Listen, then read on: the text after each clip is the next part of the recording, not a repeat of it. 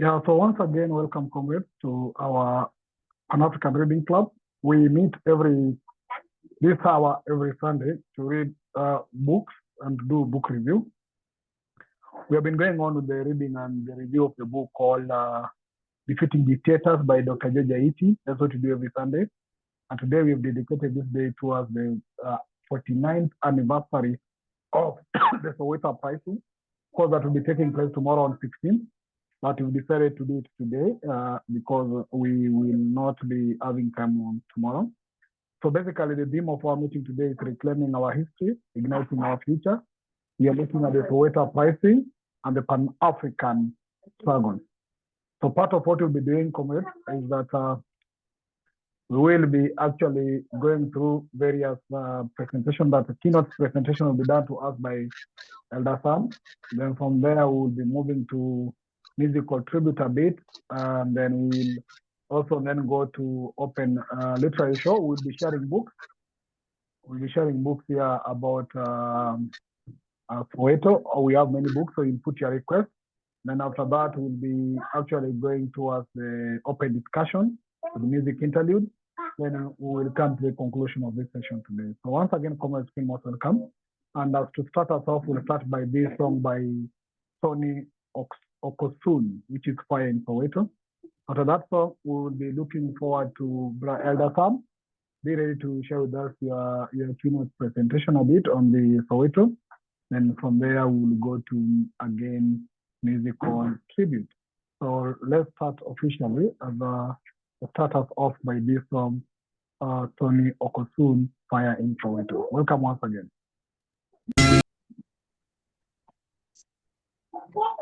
Yeah, welcome once again, members. That's our first song. We'll be playing the next playlist with us. Then we go to a moment of silence. Then from there, we will then go straight to a presentation by Elder Sam. Then from there, we'll move to the next part of this. So welcome once again. I see many members who have joined us now. Feel most welcome to all those members who have joined us. Please feel most welcome. And yes, welcome to this. I see Sister Tapua is with us here, Brother Nkrumah, join us, and all other comrades who have joined us. Please feel most welcome. We'll be going to play the song by Nkosi. And from Nkosi, we will be going straight to actually the song for our today. So we'll be listening to Nkosi, Africa, and we'll be listening to Nkosi as the choir of Nkosi. Then that will be ready to start us off. So feel most welcome once again, comrades, to those who are joining us. Feel most welcome. This one will be very, very brief. It will only be a 1 minute anthem. Then we get to our conversation today. So permit me to once again appreciate you and the prominence of your presence.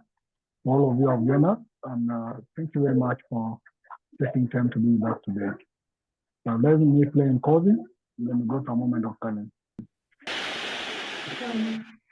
Thank you so much. Thank you so much. After that, we will now be observing a moment of silence, 1 minute for silence. Then from there, the start of officially. Our moment of silence starts in 1 minute. We observe a moment of silence.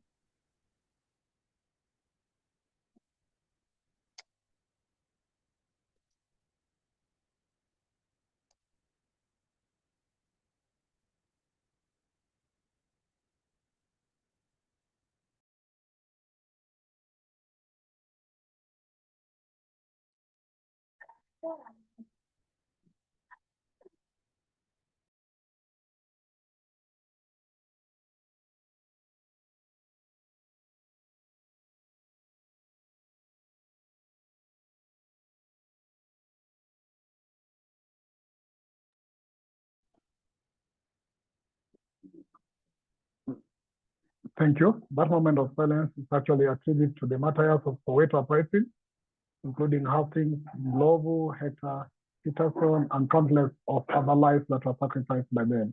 Once again, feel most welcome. And now we go straight to our keynote speaker, Elder Sam. Please go ahead. Unmute yourself, introduce yourself, and please share with us what you have for us today. Elder Sam? Good evening, Brother Pigeon.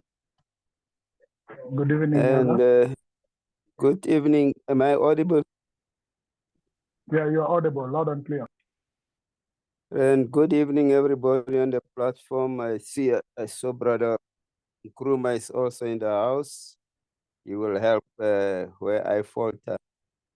Brothers, I'm not sure if we have sisters on the platform. Brothers and sisters, I am Sam Motau from South Africa, occupied South Africa, occupied Azania, and I am a member of the Pan-Africanist Congress of Azania and a former combatant of the Azanian People's Liberation Army. I think that is enough for my introduction. And I'm going to share with you briefly, I'm not sure what time I'm having, Brother Pigeon. I'm going to share with you my experiences about the student uprisings of 1976. You But have, Elder Sam, you have 30 to hello, 35 minutes. You can do that. 35 minutes. Yes. Okay, thanks. I think I will try to be even shorter than that. The uprising happened on the 16th of June, 1976. And 8 years after I happened to be one of the people that left the country, when we were commemorating this day, I wrote a small poem just to try and see if I still remember where I came from. And I hope it will help. June 16, 1976, 8 years ago then, a chilly Wednesday morning it was. Pregnant with untold possibilities was it. The story said, but heroic, was to be told eternally. Azania took to arms, her gallant youth at the fore. Uncontrollable was their anger. Irresistible was their emotions. Azania reverberated with their shouts. Power, away with Bantu education. One Azania, one nation, one people. Alas, alas, Azania, beasts were let loose, big, heavily armed cowards against unarmed compatriots, marksmanship against defenseless targets. Azania was swelled. She wept ceaselessly. She bled torrently. She mourned countrywide. Young heroes and martyrs were born. Shallow and unknown were their graves. Hostilities, atrocities, blood deaths. 14-year-old Hector Pieterson was no more. Unforgettable was the massacre. The tree of liberty was nurtured. Forward to Azania by sword and fire. Student uprisings are part of the Azanian revolution. That was my recollection 8 years after I have left the country of that uprising. And I think it captures exactly what happened. But to put everything in context, remember the quotation by Franz Fanon that says each generation must, out of relative obscurity, discover its mission, fulfill it, or betray it. And in 1976, that's what happened in the reality of South Africa. Remember, this was 16 years after another massacre that happened against our people in Sharpeville. And we say here in Azania, occupied Azania, that Sharpeville was the time where our people did away with or got to overcome their fear to go to prison. They were prepared to go to prison so that they get freedom. And thereafter, they ushered in the armed struggle, which led to briefly what will happen in 76. And in 76, we say our people overcame the fear of dying. But they did not even end there. They said, if we die in the battlefield being shot, we must also develop the element of saying we can also get arms and fight for our freedom. So those elements are very important. And as I said in the poem at the end, we must see this uprising not as an isolated issue. We must see it as part of the ongoing struggle that started from the historical time when the white man set his foot on the shores of our continent. Therefore, this struggle, in as much as it was led, in as much as it was waged by students, it was part of the ongoing struggle for liberation. And I will try to show this in perspective when I go in the middle. But once they identify the mission at that time, clearly the first target was to say Bantu education, which has been, a system that was ill-conceived to say the African people must be kept at the lowest rank of society. They must never develop in any direction. In fact, they said we must continue to be hewers of wood and drawers of water. And that was how that system was based for us. And then when the student came to the total struggle with this, it was when the declaration that Africans, which was mainly the Afrikaner, our oppressors' language, must now become a medium of instruction where our students in all faculties, in all studies, you will do Afrikaans, all those things in this Boer language, which was so difficult. It's still difficult for many of our people. So to do all subjects like mathematics, which normally are complicated subjects, science, geography, history, to make them in Afrikaans, it was even hell for our students. And that's why the students decided to hell with Afrikaans. You will see wherever you see pictures of this struggle, to hell with Afrikaans, down with Bantu education. That was the target. And I can tell you that within those 8 months of that struggle, from June 1976 on the 16th to somewhere around 1977, the student had managed completely to bring South Africa on its knees. And the regime had to cower down in terms of this decision. But it was at the cost. Many lives were lost. Many people were forced into detention. Many people were forced to leave their country to go into exile. And this is where you must see that I am saying this was part of the revolution, because at that stage, both the ANC and the PAC as liberation movement in South Africa were in exile.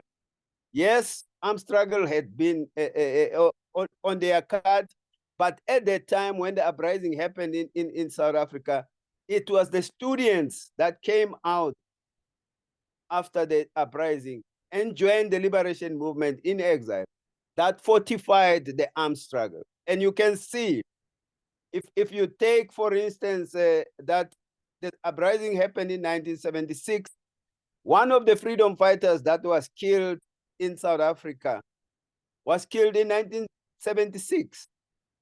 As a former student that left South Africa 76, went into exile, trained into a military combatant, came back into the country and started fighting, and was arrested and was hanged by the regime. That is Solomon Mahlangu, that many might know.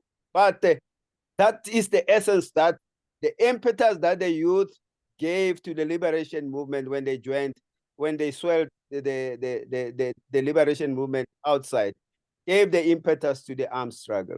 Therefore, we say students' uprisings, as well as workers' uprisings, have always been part of the Azanian revolution. And therefore, the students had managed to achieve their goal, not only their goal of bringing down Bantu education and Afrikaans as a medium of instruction, but they also moved the struggle to a higher level. And that is when you can see from 1976 until 1994, when we came to get what we thought at that time was freedom, but we know now that it was not freedom. Therefore, brothers and sisters, if you want to summarize what I was saying, you will say to us, but was this a spontaneous uprising? Because this is the argument that many analysts are saying. This was something not planned. But if you get deeper into studying this uprising, you'll find that this came as the aftermath of what was then in South Africa called the Black Consciousness Movement. And at that time, it was on the rise under the leadership of people like Stephen Bantu Biko. That was in the 70s. These people under Black Consciousness Movement, South African Student Organization, SASO, had already started troubling the regime. They had already started making a boycott of certain elements in their education, in the system, health-wise. They had already started doing those challenges. But they were not doing that only. They were mobilizing all the students and organizing them.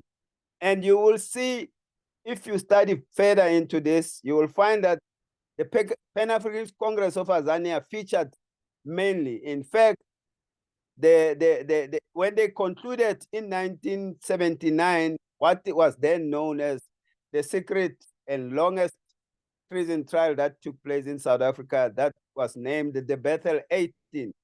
In that trial, you'll find the leaders of the PAC who were the main accused, including our former founding father, Robert Mangaliso Sobukwe, who could not stand trial because he was already ill at that time, almost dying. In fact, he died in 1978, and the trial ended in 79. But top on that list, you found Zephaniah Mutuping, who was then, or ended up being the president of the PAC after the unbanning of the liberation movement, and a string of other PAC cadres and BCM cadres. Those were the only people who were charged. And actually, when the judge was sentencing them, he said Zephaniah Mutuping was the corrupter of the youth. He said that person was the one who planned, orchestrated, and actually executed the uprising of the students. So all in all, you can see that this was not a spontaneous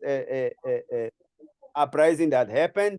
It was a struggle that has ensued from the time Sharpeville was launched in 1960 until the SASO and BCM activities of Steve Biko. Members will remember that Steve Biko ultimately was killed in 1977. This is just a year after the student uprising.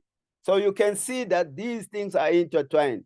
And when you get to history, you'll hear people say, at that time, Steve Biko was not only mobilizing the people, but he was also trying to unite the liberation movement. In fact, they say he was killed because he had gone to see Robert Mangaliso Sobukwe, who was the leader of the PAC. And when they saw that he was doing that, they believed now hell is going to be let loose and the Azanian revolution will not be stopped. And that's how they decided to kill Steve Bantu Biko. So I think, Brother Pigeon, I see I'm almost towards my time to end this. So how can I conclude this? I want to conclude this by reminding us that this was a dynamic revolution, a revolution that not only collapsed the system of education that the oppressors were meting out against our African people, but this was a dynamic revolution of the students that gave impetus to the armed struggle in Azania. And that brought the regime ultimately on its knees, and they had to come with a compromise of 1994. But it cannot end there. This was a dynamic movement because these students that stood up to make that uprising in 1976 went on to lead the liberation movements in the external mission abroad, and they didn't end there. They even came back to implement armed struggle and the implementation of what we then in the PAC called a people's war. And when the compromise was made in 94, those students ended up being in the leadership of the country in various government structures.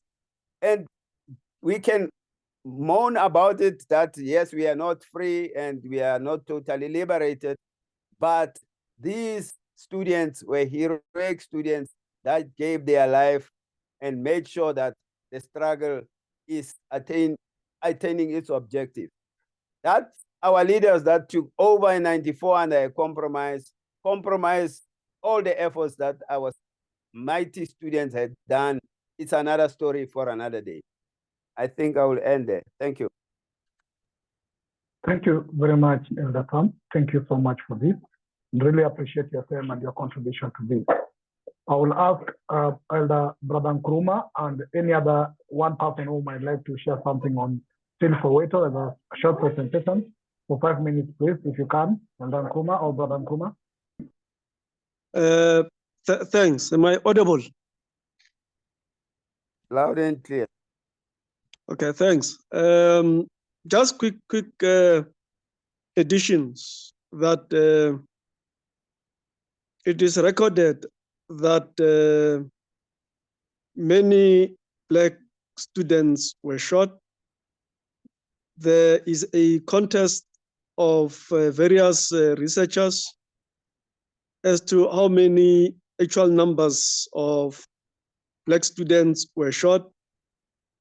But so far, the figures that were presented at the Truth and Reconciliation Committee, it was that an estimated number of around 575 Black or African students were shot.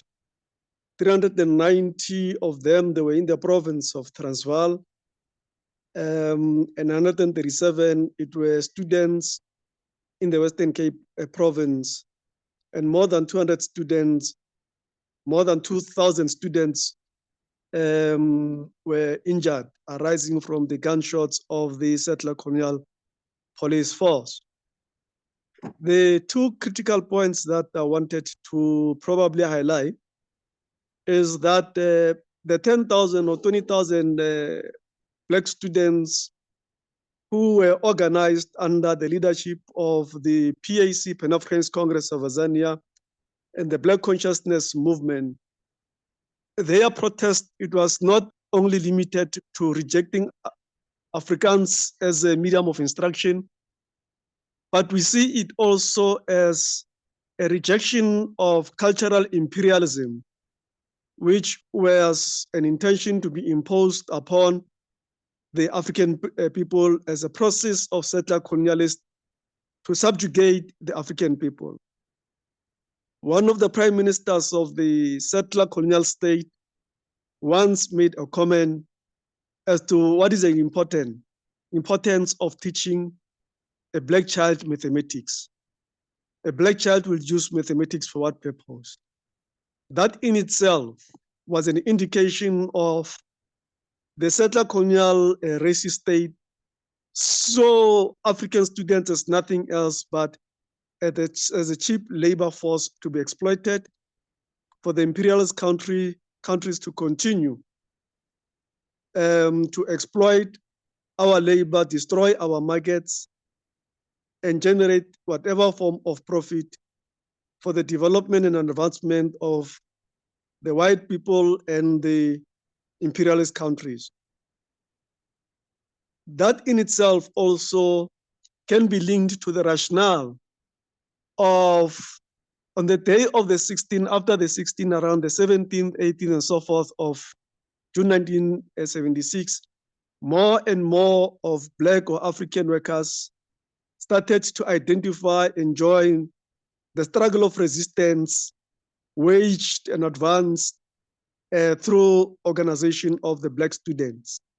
Hence, there was an emergence and translation of that student struggle to take a form of an economic struggle to collapse the settler colonial state, where there was an increase of consumer boycotts, stay-aways, when more and more of African workers started to join, to consolidate and intensify the struggle for the collapse of the settler colonial state and to establish a genuine, independent and liberated state, controlled, of course, and determined by the African people.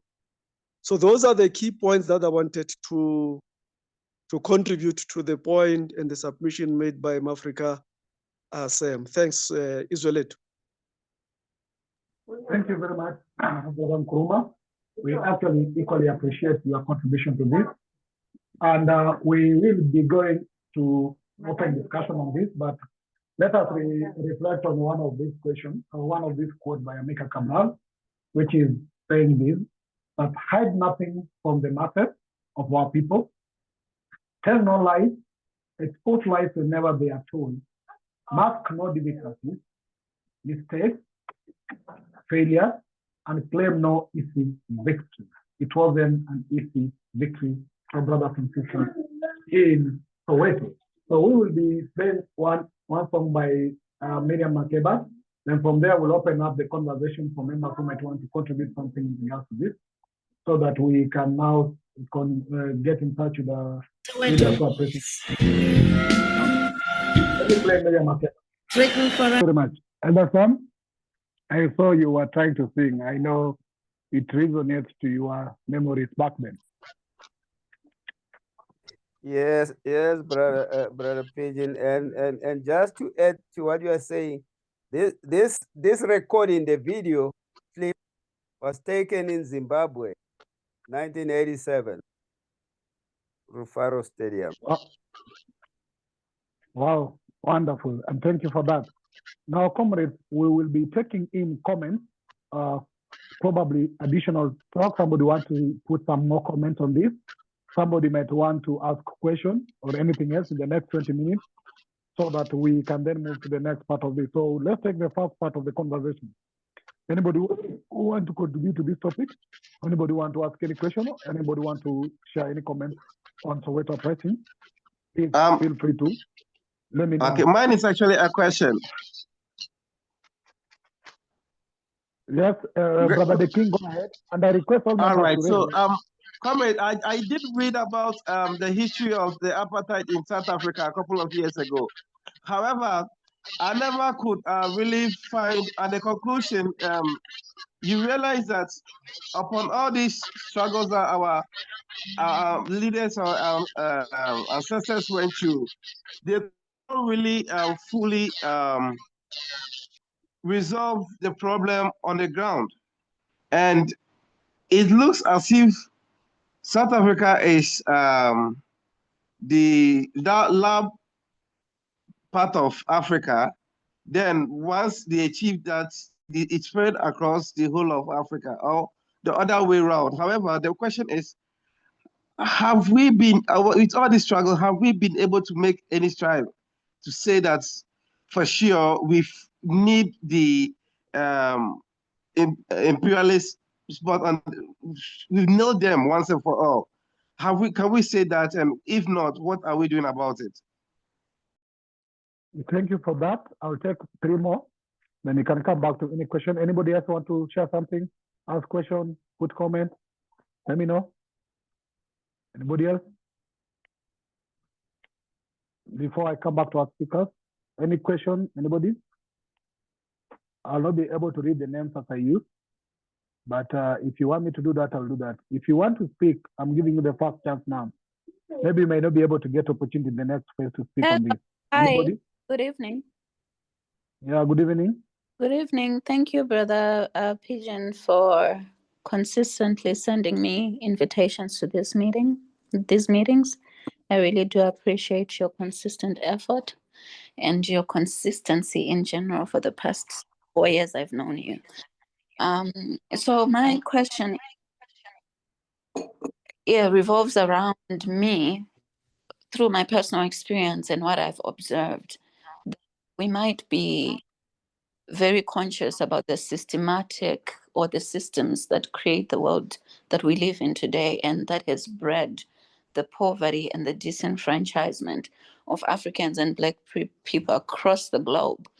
However, I am quite disheartened by our lack of action or accountability towards our own brothers and sisters who are in positions of power or authority, whom may get opportunities or a chance to redeem ourselves from this system, but they actually contribute to the corrupt culture, very cruel people, very greedy people, and we know them by name. They're stealing funds, and we know them. They're our friends, they're our relatives. We don't call them out, we don't. And at the end of the day, we struggle. We talk to allies in other countries who might not be Black, and they will still go around and point out that our own Black brothers, and we see that, are not using the small opportunities that they have wisely to better their people. And we as Pan-Africanists in the Pan-African struggles, I notice a trend that we usually, which is right, because they are the creators of the system, blame the colonialists, the imperialists, but we don't do enough to really hold our brothers and sisters to account who are in these positions of authority. And it is my plight and my plea that in these programs, we start really also focusing on our own brothers and sisters and how we treat each other, how we use these opportunities, so that we cannot just cry foul and blame the imperialists when we ourselves are abusing each other and abusing our own systems instead of building them. That would be my request to the Pan-Africanist struggle. Thank you. Thank you. Thank you very much for that. One Map Africa. Thank you so much.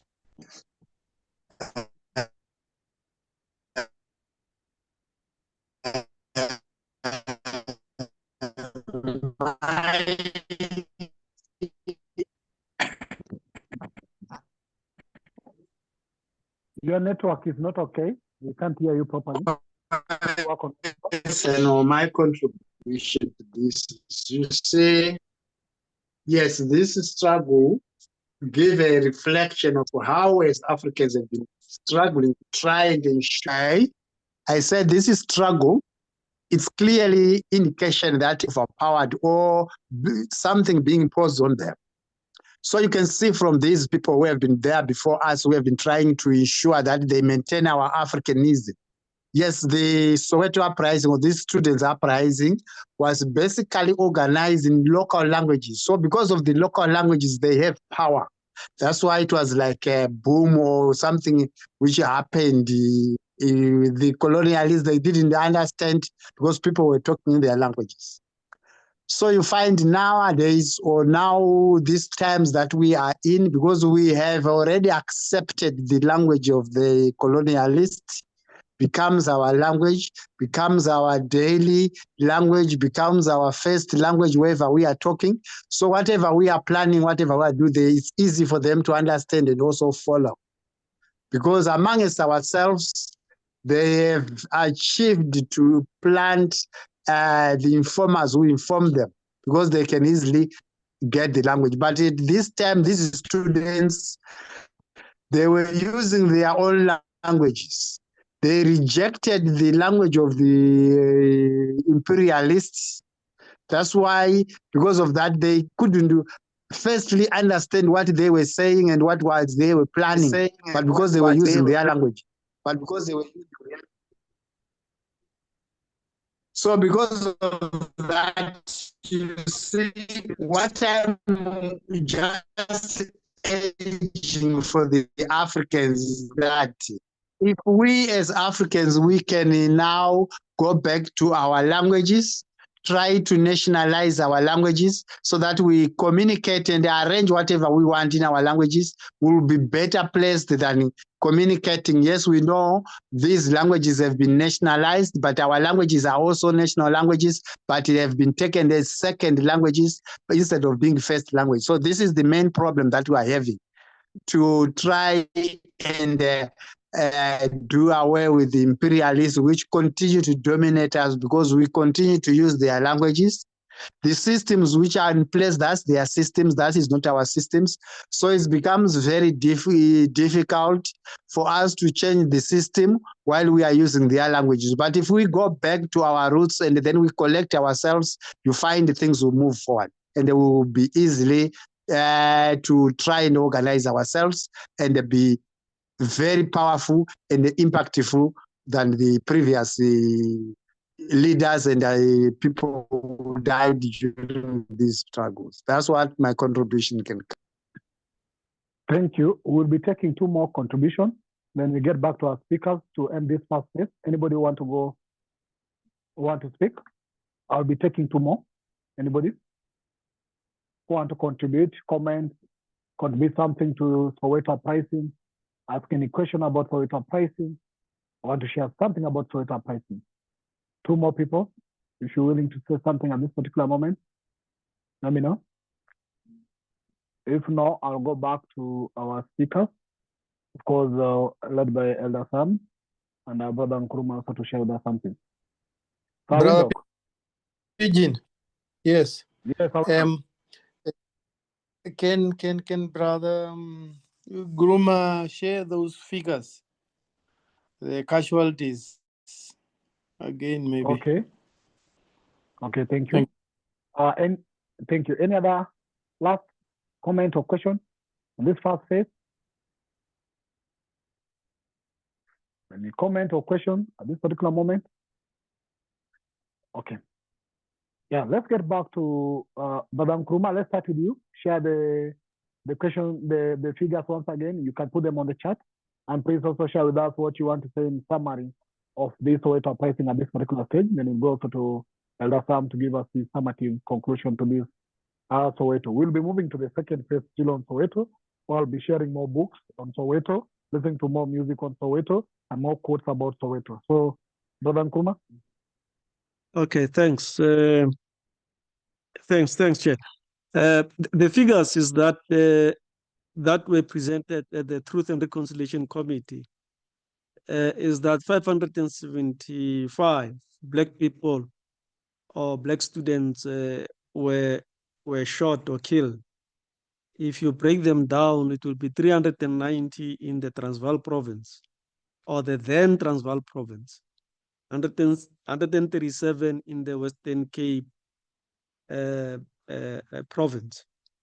And there is 2,000, an estimated 2,000 people who were wounded or injured as a result of gunshots, rubber bullets, and so forth. Are the figures clear? Yes, they are. Thank you. Okay, thanks. Look, in just to conclude, I will not be able to respond to each and every statement made, but the observation of where we find ourselves, the predicament we find ourselves as Africans, as national liberation movements. And it's the same thing that happens in Burkina Faso today, where the French and the French language has been rejected. When the French language is rejected, which goes along with the culture transmitted by that language, then the alternative language becomes another foreign and imperialist language, which is English. So what I'm basically saying is that the 1976, to some extent, student uprising, to some extent, tells us of the significance of organization, the significance of planning and execution, and that through organization, we are and we can be able to achieve a number of gains and achievement. But on the other side, the rejection of Afrikaans as a language, which relatively became a success. But on the other side, we reject one colonial language and culture in favor of another colonial language and culture, which is English, which is the British. So in essence, we have moved. However, we have not moved. So that's a dilemma that we find ourselves, which raises the significance and the importance of Pan-Africanists to begin to explore, as part of decolonization and total liberation, a language that is African and the language that can become an instrument to decolonize and forge ahead with the liberation and unity of the African people. I just wanted to highlight that particular aspect of the lessons of June 76 And we see a repeat in Burkina Faso and many African countries where we reject one foreign and colonial imperialist language, but we find ourselves operating within the very same framework of imperialist. I just wanted to highlight that particular point. Lastly, there's an issue of holding people who are in government accountable. I'm not so sure, because of in the pitfall of national consciousness on the wretched of the earth, Fanon exposes the limitations of Africans who rise into political power and how they then become detached from the masses, the rise of neo-colonial state, and how these particular neo-colonial states are used by the comrade bourgeois to serve their own class interest. And the democracy that comes into emergence is nothing else. It becomes a neo-colonial democracy that serves the interest of an elite and oligarchy. I think that in itself, when you take it from Fanon, the wretched of the earth, in particular pitfall of national consciousness, pushes us to consider a need and the rise or emergence of the second revolution against neo-colonialism, so that we establish governments where the African people can hold those leaders accountable. They can serve the African people. So we cannot hold these neo-colonial governments accountable because they serve the interest of imperialist forces. And it's the nature of an oligarchy, it's the nature of the comrade bourgeois. There's a need of an emergence of a second African revolution against neo-colonial order. That will be my interpretation and my take to the issue. Thanks, Chair. Thank you very much, Brother Nkrumah, and we really appreciate your input and your time for this conversation. Thank you very much, and thank you very much for the struggle you've been making and the struggle you've been part of. You are part of the continuing line of the struggle, and I know there's a younger generation that is already taking up the struggle again. So thank you very much for that, Elder and Comrade Nkrumah. Elder Sam, your final thought on this, and maybe your reaction to some of the key concerns that are coming in. Yeah, thanks, Brother PG.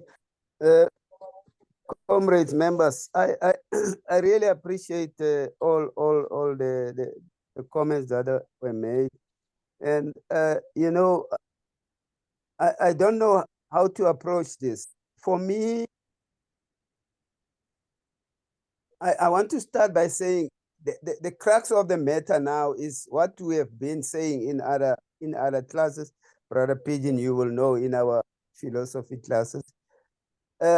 The issue of Africa remains what happened in 1963, when the debate was, do we go this route with our African unity or this other route?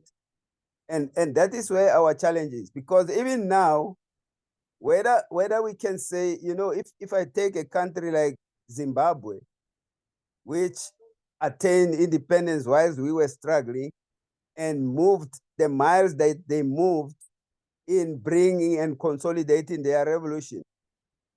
That is great. But in isolation, when the neighbors are not at the same level and at the same approach with you, you will still gravitate to the wrong direction. And this is what is happening. In South Africa, it's worse. In South Africa, we knew that the African National Congress have left the revolution in 1955 when they adopted the Freedom Charter, which we in the Pan-Africanist Congress call the Freedom Charter. It was a foreign document that removed them from the struggle for the land. That was the program of action that was adopted by the youth in 1949. So already we knew we will not attain true freedom and liberation in South Africa. But I'm saying, despite this, any one of us that can be a shining example, you will be an island surrounded by all these people that we are saying are undesirable. So we need to realize that the sooner African unity is realized, the sooner we have one government, one army in Africa to do all the good things that we are talking about. where we can share the wealth of our country, Africa, together as one nation. We will not manage it. South Africa or whoever can shine for a short period of time, degradation will come back, retrogression will come back because they are isolated as an entity. Thank you. Thank you very much, Elder Sam, and thank you very much for also finding time to be with us. We really appreciate this, and also we recognize your struggle, and we appreciate your contribution to the struggle, and to the younger generation like myself, you become an inspiration to us. The struggle has to continue. Amandla. Sister Tapua, we want to shift to the next part of this, but Sister Tapua, come in. Thank you, everyone. I just want to highlight a lesson that I think I can pick from what has gone on so far. What I'm learning is our revolution will not be fulfilled until we have the different sections or age groups involved. Because I'm seeing from what my brother has said, my brothers have said, you get the Zobukes who are the older generation, you get the Bikos who are the younger and mature, and then you get the youths. And if we're going to achieve Pan-Africanism, I think whatever we're doing, even within that isolation, we must aim to focus our activity on the youth, because it is the youth who become the flag bearers. Even the colonialists themselves, when they came in, they focused on getting youths into education, into schools, because they knew that this is where the change that they desired would come from. So whatever programs we're having, the lesson that I'm getting is, let's focus on the youth. Let's focus on the youth and help them to organize so that they can take after us. Thank you.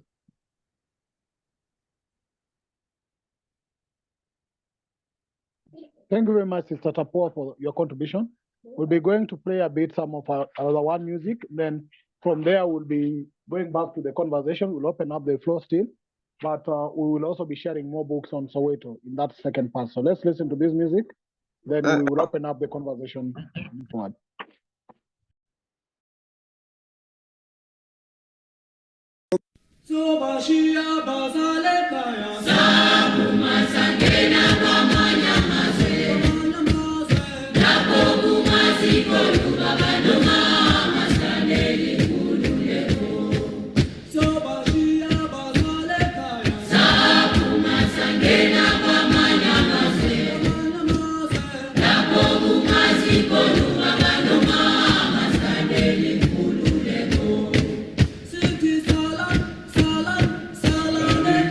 Singena kwa manyamaze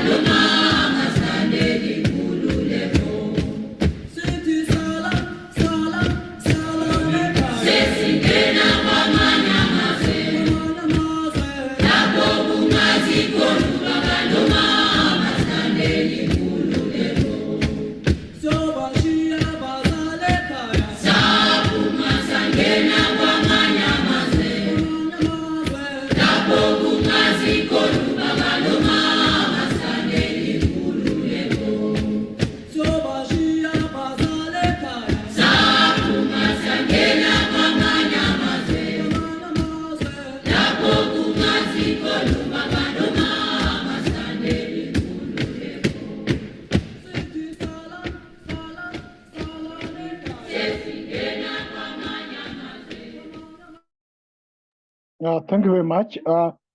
We'll be playing the next music, but there's somebody who wanted to comment on something. Who was that to come in?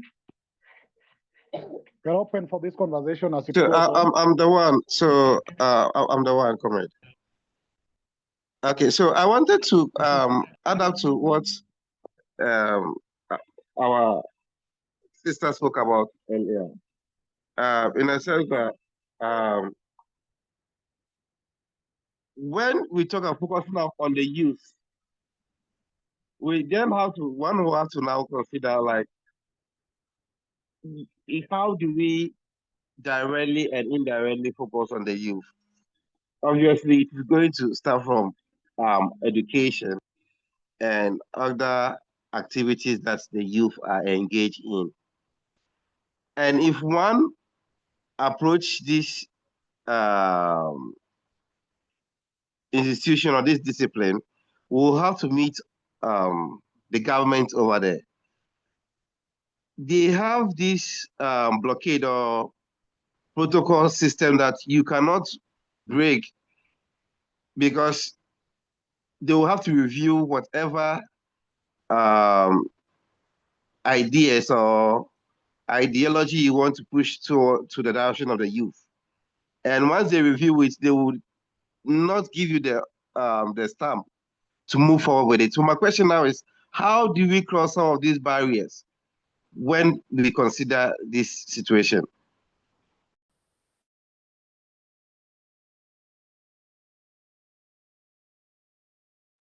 Anybody want to come on that? Yes. Can I? Go ahead. Yes. There are situations in a war type situation when you don't ask for permission.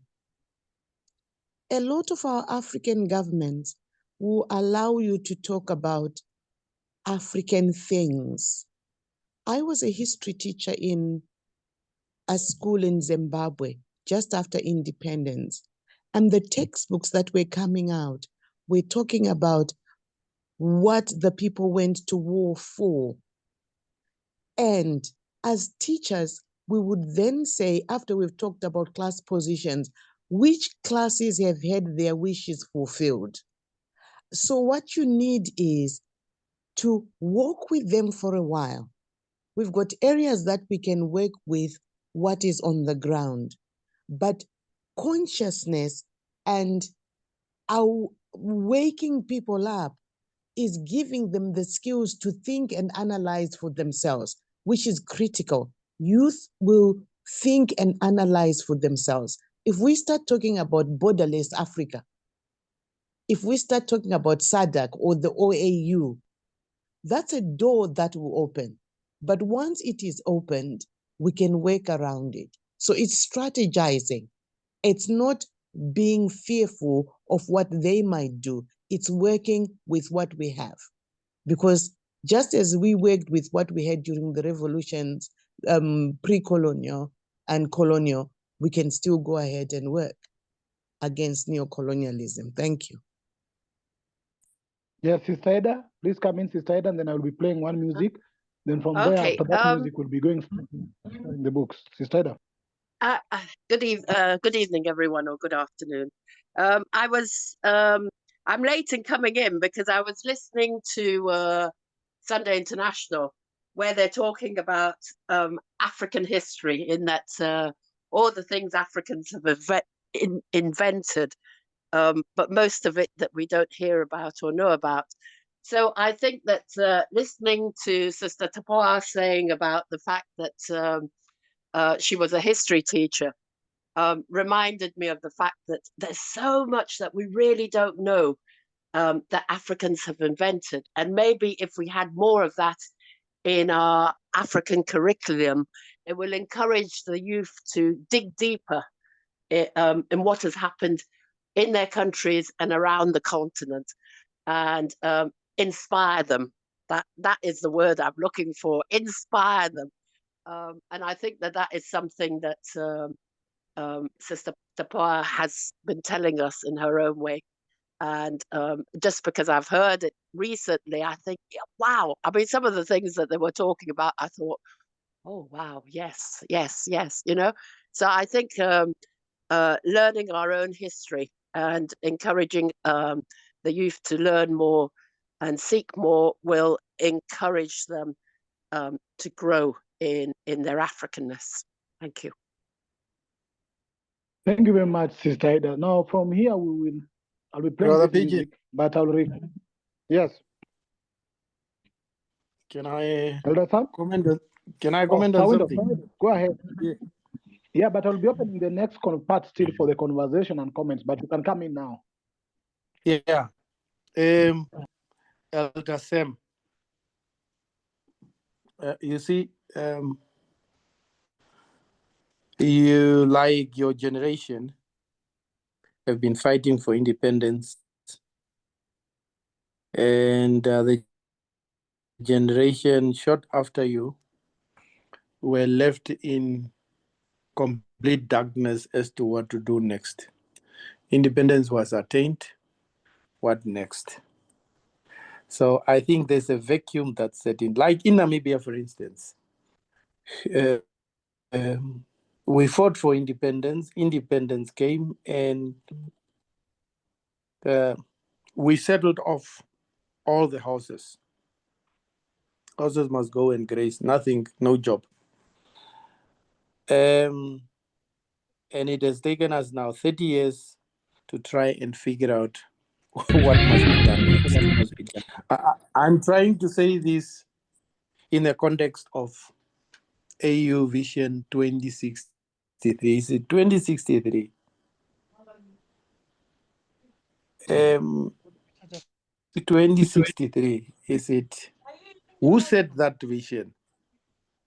And why is our generation following that vision? Why can't we create our own vision? Is 2063 really, how do I say? Is 2063 around the corner? Is it the time period that this generation of today want to give us to see a unified Africa? I'm just shooting in the dark. Brother Sam, is 2063 soon enough? If it is not soon enough, what is our vision? What do we want to do? How are we going to couch it? Thank you. Okay, thank you. Permit me to direct that we will be going to the next part of this, where now we still open up the conversation. I see Brother Nkrumah and is up. Elder Sam and I will be coming in again, and we'll be opening up the conversation. After this music, I'll be starting to share books about Soweto, so you'll be free to ask any book you want about Soweto in the chat. That will be courtesy of our library, which is the Pan-African Library, where we have over 7,000 soft copy books written by Africans or about Africa. And currently we're having over 50 books written about Soweto. So I will be sharing some in the chat, but also we'll be continuing the conversation. We just want to have a conversation, but let's dedicate this day for the Soweto. What lesson do we learn? What happened? What can we do? How do we correct our ways? Many years now, 49 years since then, where are we? That's a very important conversation for us today. So let me play this music as we prepare to come in. If you want to share your comments, please have your hand up. If you want to have any book from Soweto, please put them in the chat. Thank you once again.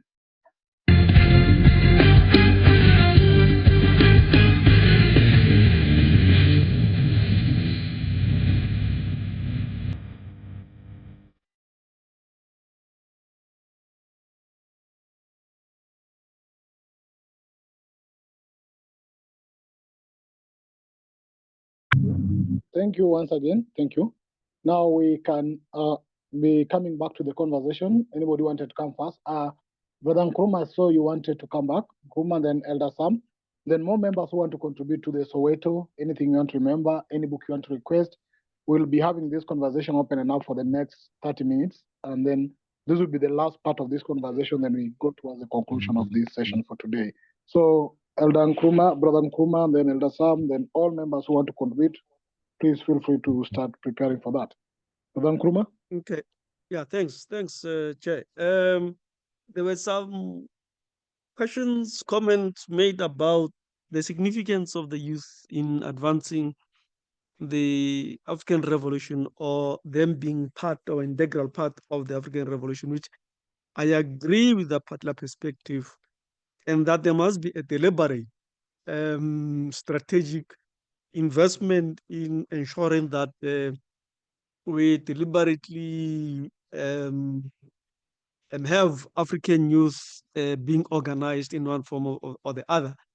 And when you look in our history, I mean, Kwame Nkrumah had the young pioneers who played a significant role. June 16, one lesson that we can pick up is that Mutupeng, Ganya, and others who were involved as Pan-Africanists in working with the youth, they have overtly established the young African Christian movement,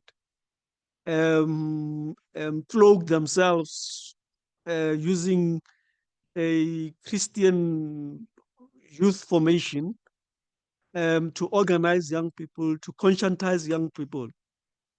I myself am a product of the Pan-Africanist Student Organization. I worked with a number of various PAC leaders. Others were in Robben Island, in exile and internally.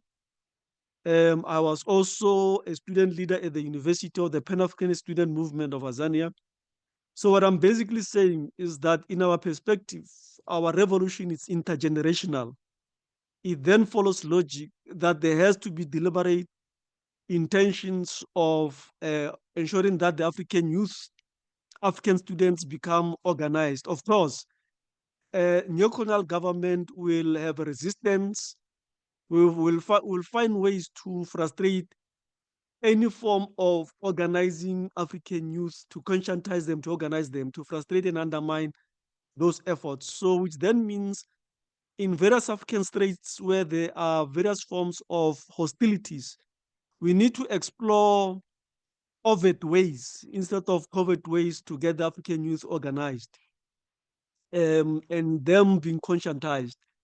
We have to find also ways of how to get people who are academics, teachers, to play a significant role during formal and informal sessions, to play a significant role in contributing to heighten the consciousness of the African youth, the African students, and also for these young people to become organized. Because of it is indeed correct that these young people become succeeding generations to advance the Pan-Africanist revolution for the total liberation and unity of Africa. That is my quick contribution, that in essence, I agree and support that particular notion purely because of our revolution is intergeneration. Succeeding generations, which is the youth, have a role to play, and we need to find covert and overt ways of how to get them organized and conscientized so that they form part and parcel of the emerging formations that will be a force to take the second revolution forward. That's my contribution. And a quick comment, Chair. The anthem that was played in Nkosi Sikelel, as Pan-Africanists in occupied Azania, we don't play the version that you played. We play the very original one, which does not have English nor Afrikaans. It has got the local African languages, purely because of we believe that even at a spiritual level, it invokes correctly and heightens our consciousness and focuses us, purely because of it is not tempered. Just to also share and advise that as Pan-Africanists, we are very hostile to Nkosi Sikelel that has got English and Afrikaans, because of the English and Afrikaans version. Those are the songs that were sang, the national anthem that were sang by the Afrikaners, by the settlers, after killing the African youth in 1976 after hanging Poco Aplacadas in 1960, 1961, 1963, they sang those songs, praying their own ancestors and their gods for defeating African people. So we don't play those songs. We maintain original Nkosi Singelela, which does not have English and Afrikaans. I just felt that it is important to share so that in future you also are informed and you are able to play the correct Nkosi Singelela version. So thanks, Chair. Thank you. Thank you, my and brother. apologies for that. It's important. I'm requesting that you share with me the link on the chat of the original song. We are going to play it here. We'll not play it another time. We have to play it here. So please, if you can share that in the chat, I will be able to pick it from there. Elder Sam? Yeah, Brother Pigeon, I think Brother Nkrumah is correct. In fact, the video clip that you played of was it not Nkosi Sigelel, of Soweto Blues by Miriam Makeba. At that concert, when they close, they sing the original Nkosi Sigelela. If you can get that one and play it at the end, you will see how it fits into what we are saying. Thanks. And in my contribution, brothers and sisters, it will be not true and genuine from us to say our forefathers, our African leaders that fought for decolonization did not achieve their goal. Invariably, in their own right, they have really managed that well. Many of them did not fight a struggle of arms, but they did get their countries independent, and they did, most of them, wrestle and fight with the former colonial masters. If I take Ahmed Sékou Touré in Guinea, the French, when they left there, they were angry. They even took bulbs out of electrical connections, and but Sékou Touré stood firm and built his nation, the Guinean nation, and they were able to host us as freedom fighters to train us. So we can go Tanzania, Zimbabwe, you can go all those countries. The only thing is the element that is lacking, the complete, and the revolution cannot end, but we need to have certain goals that we really say we want. You know, when we're in Guinea, Sékou Touré used to say, hey, I'm building the nation of Guinea. I'm not worried whether the airport that we landed in Guinea was still the colonial airport that was built by the French. And he said, that's not my worry. I'm building this nation, and these young people that are growing here in Guinea must rebuild Guinea. So you cannot say that man had failed in his revolution. The same with Julius Kambarage Nyerere in Tanzania. And that's why they were able to even host us. You know, in Tanzania, we were almost all the Southern African Liberation Movement, we are hosted in Tanzania. At the given stage of our stay there, when there were crisis of food, Nyerere would go to the stores and actually literally order them that freedom fighters must get the food, as opposed to the Tanzanians.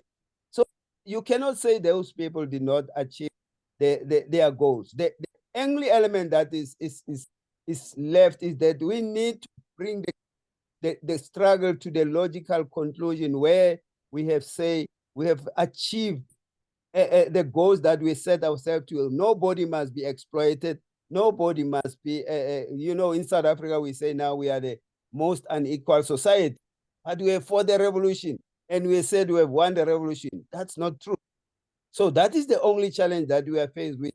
And I believe those forefathers fought their revolution and they achieved the goal. You know, if you take it step by step, they decolonized, they organized their countries, they built their economies, and they were able to contribute into the African Union. They were able to wage what they call the African Liberation Committee to make sure that Southern African nations also get their liberation. What we did with our liberation, I think it's this question that we are grappling with now. And myself, I believe that's why I'm still in the revolution. I would have said I was in the armed struggle, the Uhuru has come. Uhuru has not come.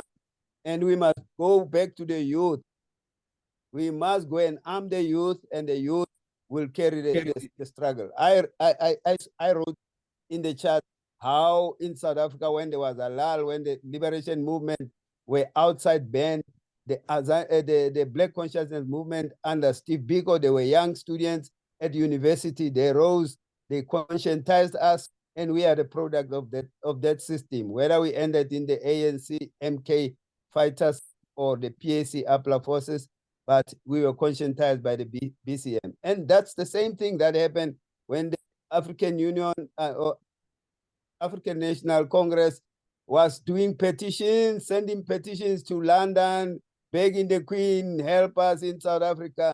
For 37 years after 1912, they were doing that. And it was the youth in 1949 that said, no, this program is not correct. The program of action that must direct proper action is this one, which the ANC abandoned in 1955. Thanks. Thank you. Before we take any more comments, permit us to do the right justice to the freedom fighters by playing the right music. And apologies for not playing the right one. Let's have our time for this anthem. Yeah, thank you very much, comrades. I think we've done justice to that, and apologies for the previous mistake I made. Now we will proceed. We have the next 14 minutes to still share in our thoughts. Those who still want to come more and share something about the Soweto, please feel free to unmute yourself and go ahead. And thank you very much for the souls and the people who struggled and was part of the struggle. In fact, as one of the quote that was given by somebody called Zephaniah Mutopeng, and it was said, the power of government should be in the Black people's hand in South Africa. Don't know if that is true or whether it is correct, but that was the say by that time. Now, anybody want to come into this conversation, please feel free to unmute yourself. I'll allow you to contribute to this for the next 30 minutes. And I'm looking at General Nunaki here. General Nunaki, do you have something to say from the Azania? General Nunaki? Son of the lake. Yes, my brother. Give thanks. Amen. Yes, my brother. I just want to give thanks. Yeah, mostly. Even for this platform today. To commemorate the Black youth who died. Because, I think close to 700 youth were killed in that June 16 uprising. So, and they didn't carry any weapons, just placards saying that we don't want Afrikaans as our medium language. So, and then they got shot, killed. And we have that picture of that famous youth, Hector Pieterson, whose body was lifeless. And then on the right, that girl was his sister running there. So that picture and that event of 1976 was the turning point that allowed other countries in the world to put sanctions on South Africa for that killing of the Black youths. So it put more pressure to the apartheid to stop that thing. So we give thanks for that. That's what I wanted to say. We give thanks to those souls. May they rise in power, not rest in peace, rise in power, for the Pan-Africanism agenda is still on. And also that we must remember that the white man, he never felt pity for us, because that thing of 1994 in South Africa was not because they felt sorry for the apartheid treatment.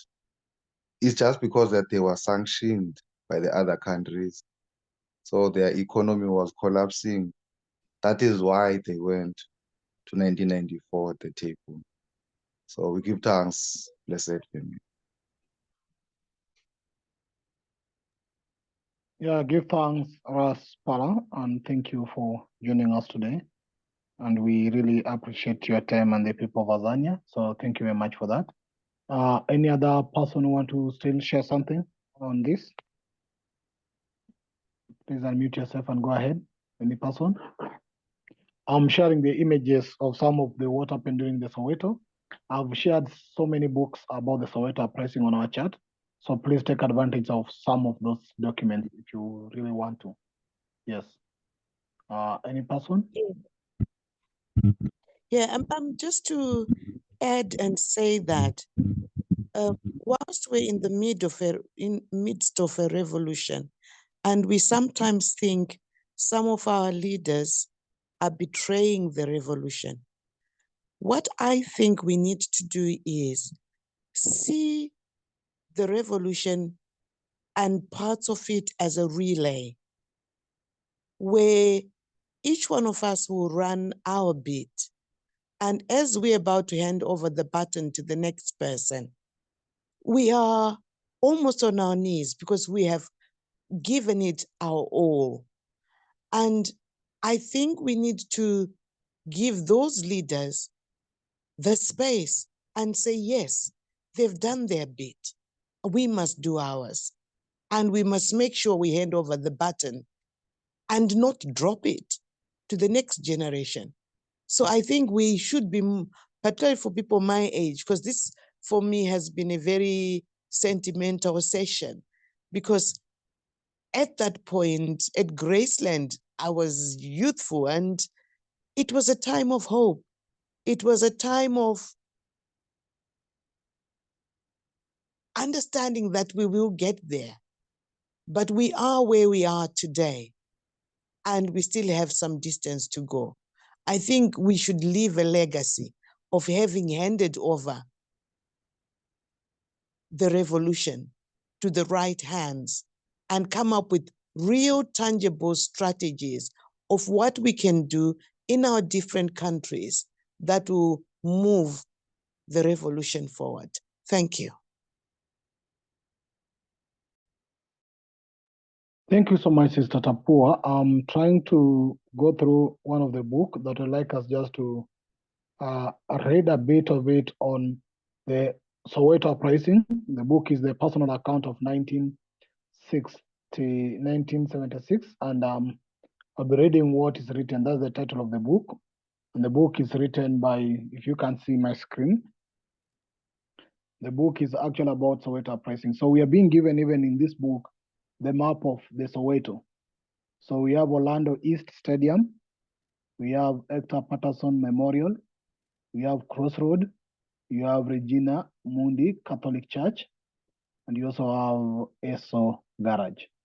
Basically, we have the west of Meadowlands, we have Orlando, we have Pimville, and all these are the areas around Soweto. I've not been there, but I'm here going there virtually. So this book was written by one of the comrades that we must give credit to. And yeah, it's a dedication. This book is dedicated to Abe Lebelo and all the young people died in 1976, whose names we do not know. It's a dedicated to those who survived and to those who agreed to speak to our experience. So a brief of that book in the introduction part is a story about what happened. And I'll read only the 1 or 2 pages on it. It says that on the morning of Wednesday, 16th June 1976, 20,000 Soweto school children marched to protest against a decree by the South African government Department of Bantu Education that Afrikaans had to be used as one of languages of instruction in secondary education. Within hours of the initial peaceful and high-spirited march had sparked off a violent confrontation with the police, which in little more than a week claimed at least 176 lives. Apparently, no order from the police to the marchers to disperse was had, and no warning shots were fired. A 13-year-old Orlando West schoolboy called Hector Pieterson was the first child to be shot. Several other youngsters were also killed. Complete chaos broke loose. Police vehicles were stormed and set on fire. Police dogs were unleashed upon the students. Vehicles belonging to West Rand Bantu Affairs Administration Board, which administered Soweto on behalf of the Department of Bantu Administration and Development, were burnt and nearly all the offices in Soweto destroyed. Commercial vehicles and delivery vans of white-owned business were also set on fire. Beer halls and liquor stores were burnt and looted. Two white officials of the West Rand Administration Board were beaten to death. The government closed the schools and sent its anti-riot unit into Soweto. The army was placed on the alert and troops were mustered outside Soweto.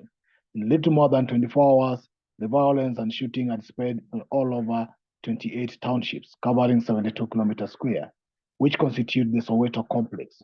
Within a few days, 143 vehicles, among them 50 belonging to police officers, and 139 buildings, including 33 Bantu Administration Development building, had been damaged by fire or burnt out.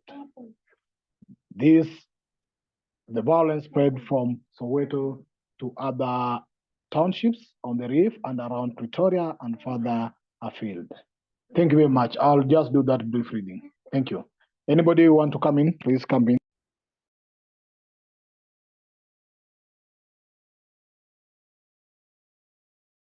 Yes, Elder Sam, please go ahead. Thanks, Brother Pigeon, and thanks for reading that thing. You know, the important part of what you said now is that the students were so angry and they have identified those government structures as the targets that must be attacked. And believe me or not, no school was banned, no clinic was banned, or hospital. So it was clear that people identified things, the students identified, even at that young age, identified the targets that they saw as the things that entrenches this oppressive system. And those were beer halls and shebeens and all the other aspects that the government was using to you know, the administrative offices which were run by those West Administration Board, Native Affairs, in all the township. That was the case, and that is happened that way. And the bad part about that situation, in my township in Pretoria at Rajuili, we still have those buildings that were banned that day. They are still in ruin as we speak. So that is where the revolution is failing. Maybe if they say we are keeping them to remember, but it cannot be just a place in squalor that these ruins are as we are. They are actually a health hazard.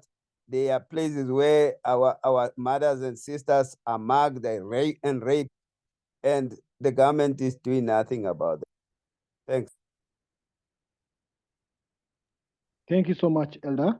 We are having 2 to 3 minutes to almost start moving towards the end of this conversation. If you're feeling we're locking you out, please feel free to have a moment. I have been able to share as many books as possible on the Soweto Uprising on our chat. So please have, as you leave this conversation, please carry with you one that you can be able to. Yes, Sister Ida? I wanted to thank Brother Sam for telling us about the fact that it wasn't that all the buildings that were important to the people stayed standing. And I think it's interesting that he says that the buildings which were burnt down are still there. But I wonder who owns them, whether it's the government, and therefore people don't want to.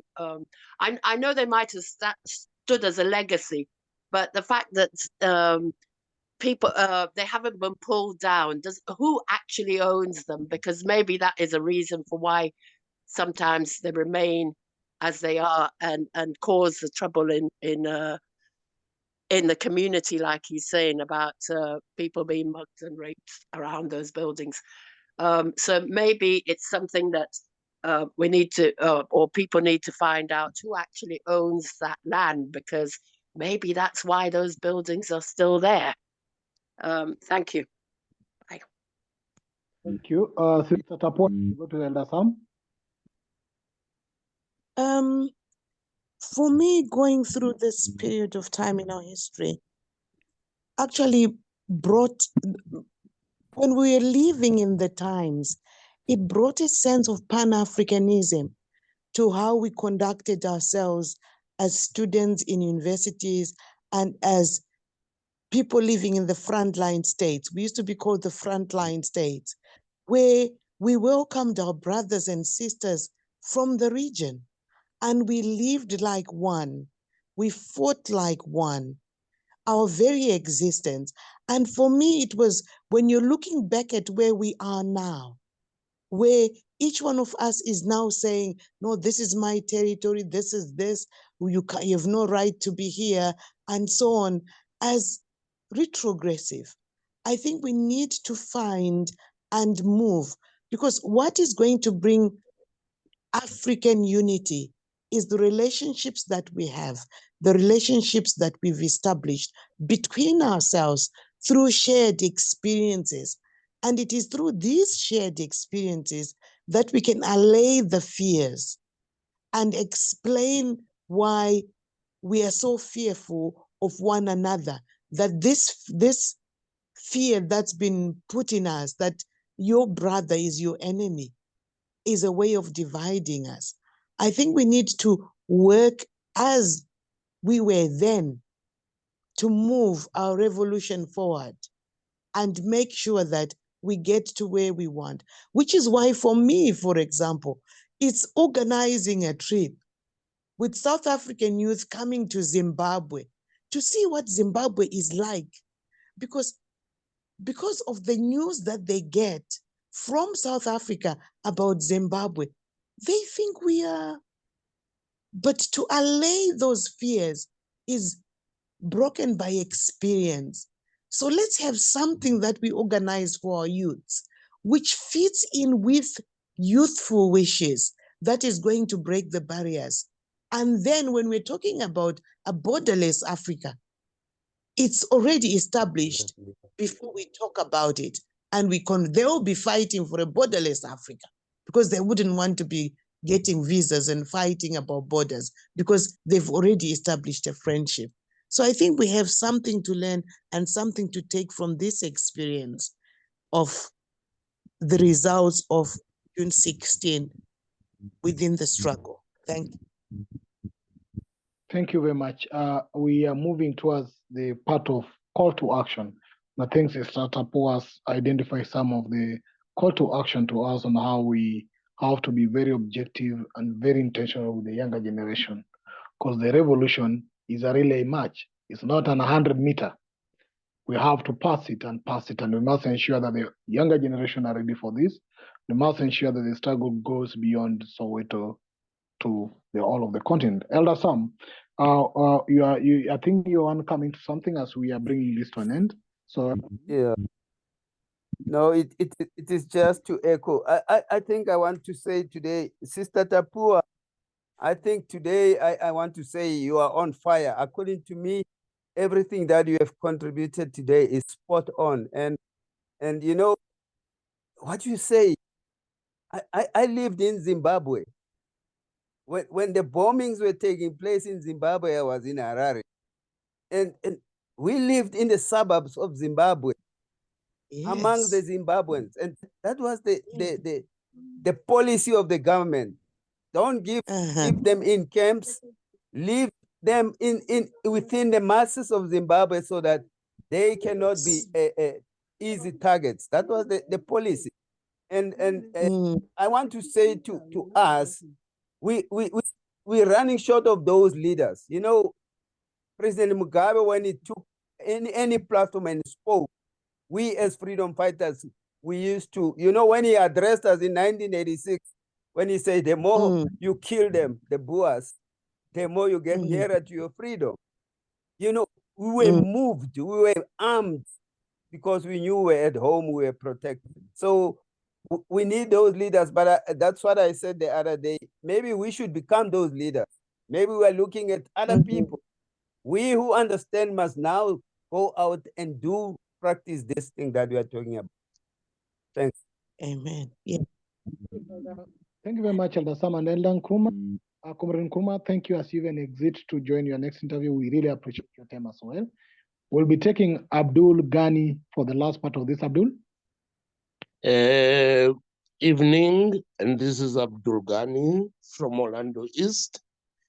I'm a little perturbed with the point that the first culprit of June 76 was Hector Pieterson. I beg to differ on that one, because the first shot that fell on a young man was Hastings Ndlovu. And we, as the Pan-Africanist Congress of Azania, will be commemorating June 76 on that bridge where Hastings Ndlovu was shot, the first culprit of the June 76. You pardon me when I say it is Hastings Ndlovu, and to those who all think it was Hector Pieterson, no. It was Hastings Ndlovu, the first culprit of June 76. Let the records show we need only the truth, and the truth is that. Thank you very much, and thank you to the people who are giving us all the information, and I'm very pleased of that. Thank you very much. Good night. Thank you for that correction. That's why we're here to correct our history, not them to write our history. In fact, it is our story, not their story or his story.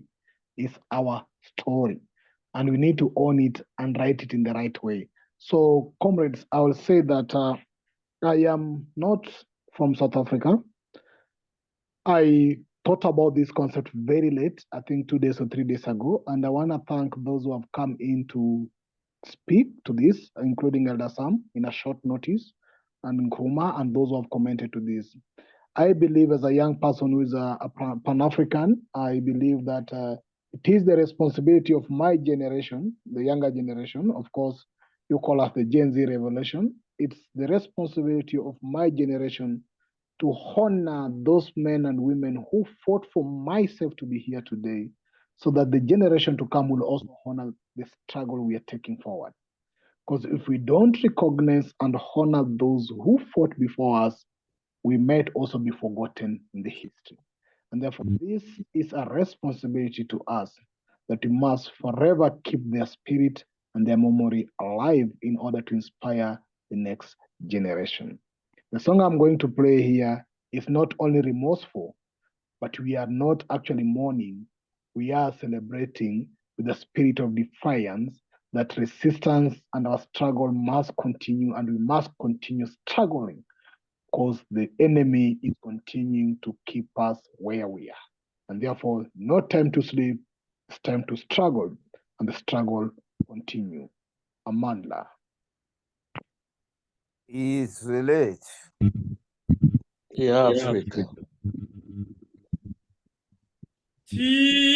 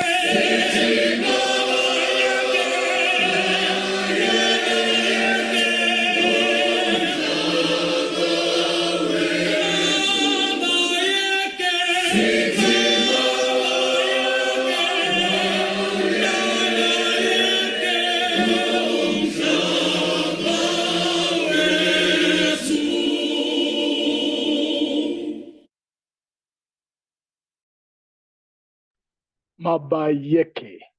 Thank you very much, comrades, and thank you for your time. And till we meet again next time, we want to thank the Consciousism Study Group for actually giving us the space to host this meeting. And we want also to thank the Pan-African Reading, which is the Pan-African Library, for enabling us to have the books that are available. And we want to thank Elder Sam from Pan-African People's Congress of Azania, the PAC, and all the contributors who have contributed to this conversation. May you have all a lovely evening, and may the spirits of Soweto be with us, and may the defiance of these young men and women continue to be with us forever. Amandla. All power to the people. Thank you very much.